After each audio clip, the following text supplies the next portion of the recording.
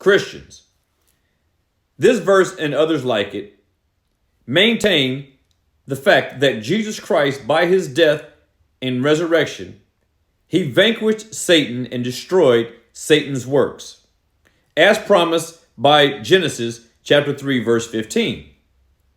So there are only two forms of dominion on this earth.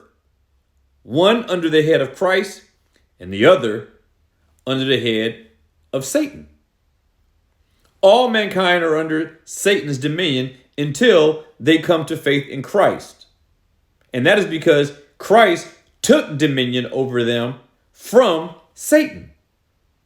So how say some of you that if you are saved, that you can lose your salvation? Because somehow, in order for you to lose your salvation, Satan would have to overcome Christ with regard to you. It's not an issue of whether or not you turn your back on Christ after you come to him and go back to the world.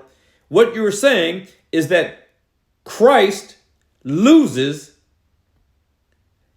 and Satan wins, which makes no sense.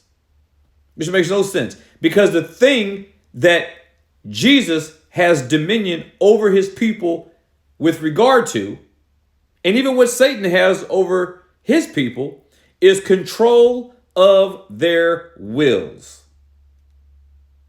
That's it. Control of their wills.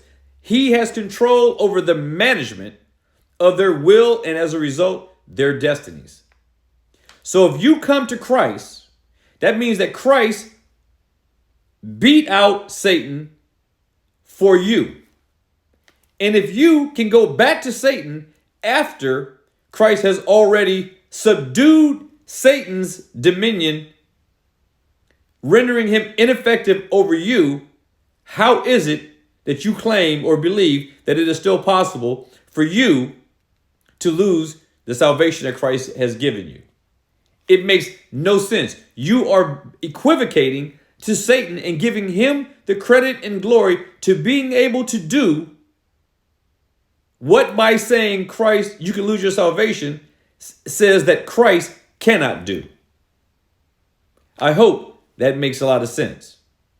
Be provoked and be persuaded.